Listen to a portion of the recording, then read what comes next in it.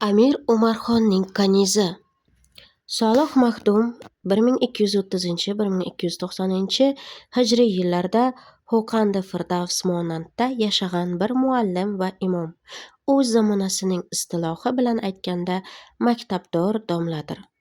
Solih Maxdum sinfi jihatdan ulamo oilasida mansub bo'lib, bobosi Olimxon va Umarxon davrlarida muftiylik, qozilik mansablarida xizmat qilgan, otasi esa Qo'qonning Madali Muhammad Ali xon madrasasida necha yillar mudarris bo'lgandir. Qisqasi, Maxdumning ota-bobolari xonlar qoshida mumtoz va xalq nazarida sharaflik va muhtaram mavqini ushlab kelganlar. Biroq bu mumtoz silsila bizning Maxdumgacha yetib kela olmay, Madalixonning qatli bilan birga kesilgan. Buning mojarosi esa quyidagichadir. Turkiston xonligi tarixidan xabardor kishilarga ma'lumdirki, Amir Umarxon oxir umrida o'z saroyidagi yosh kanizlardan biriga muhabbat qo'yadir. Kaniz yosh bo'lganligi va balog'atga yetmaganligi uchun uni nikohiga ololmay vaqt kutadir. Shu kutib yurish yillarida Umarxon murodiga yetolmay vafot qiladir. Taxtga o'g'li Madalixon minadir. Oradan bir necha yillar o'tib, boyag'i kaniz qiz balog'atga erishadir va bir husniga 10 husn qo'shilib otaning bolasiga bo'lgan Madalixonni ham o'ziga oshiq qiladir. O'z saroyida o'sgan bu qizni yosh xon hamisha ko'z o'ngida yuritsa ham, biroq tarixning bizga xabar berishiga qaraganda Madalixon shu qizning dardida necha yillar yonadir. Chunki ulamolar bu go'zalni Madaliga ona maqomida hisoblab, nima uchundir xonning orzusiga ko'ndalang keladirlar.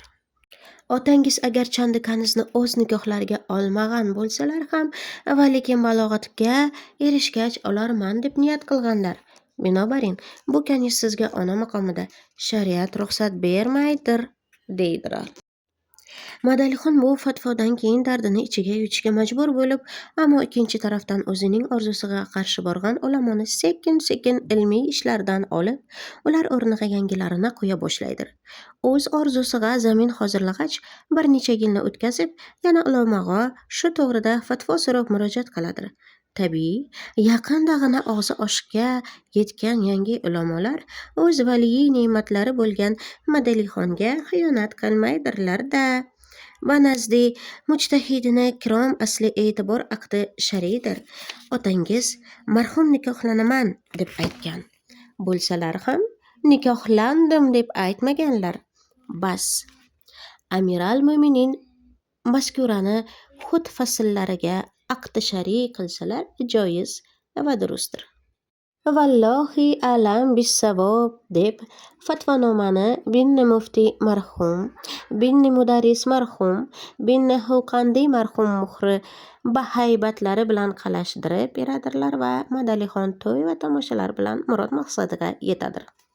Kimlarning vositasi bilandir mazkura go'zal kanizning tarifi Buxoro amiri Amir Bahodir Botir xonga yetib, ul ham ilgaridan haligi kanizga g'oyibona oshiq bo'lgan edi.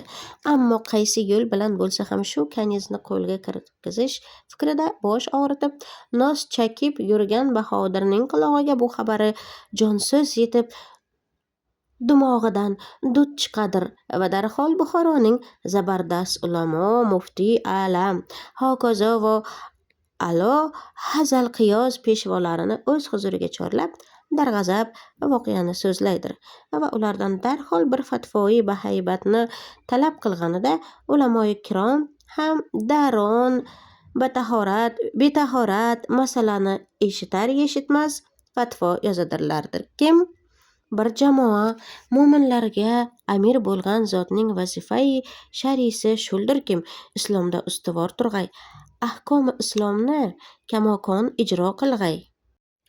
Har bir amiri kim arkon islomdan zarracha yuz o'girsa, ul kimarsa jamoasi islom ustiga amir emas, sharirdir.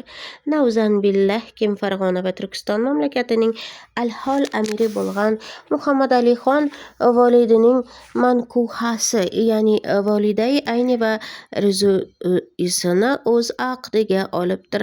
Navzan billahi oyat va ahodisi sharifa va Chahori mazhabi va nazdi mujtahidini kirom va ulamoyi zul ehtirom muttafaqun alayhi kofirdir. Kazolika o'shandoq murtadning qatli avvalo degar islom amirlariga va bad'az barcha mo'minlarga farzi ayndir. Darvoqe, xolisona bu fatvoga Amir Bahodir Xon betarafona qiymat berib, din yo'lida xolis bir jihodi akbar deb jami qo'shinlari bilan Farg'ona ustiga yurish qiladir. Amir Bahodirning bu xolisona jihodi Turkiston xonlig'i tomonidan qanday muqovamatlarga uchradi va ikki tarafdan qancha boshlar kesildi? Albatta, bu to'g'rida bizning ishimiz yo'qdir. Faqat bu mojarodan bizga kerakli nuqta shundaki, natijada Madalixon shikast topdi, ham Amir Bahodir tomonidan qatl qilindi. Madalixonga fatvo yozib bergan qo'qon ulamalaridan bir nechalari had urildilar va bir nechalari qochib qutuldilar. Amir Bahodir bo'lsa Farg'ona hukumatiga o'z kishisini qo'ydi. Fath Nusrat bilan kanizni olib Buxoroga qaytdi. Maqsadga kelsak, Madalixonga fatvo yozib berishda ishtirok qilgan va Bahodir tomonidan had urilgan ulamolarning biri shu bizning Solih Maxtumning otasi edi. Had urilgandan so'ng ko'p yasholmadi, o'ldi. Va shuning bilan bu oilaning burungi imtiyoz va sharafi ham bitdi.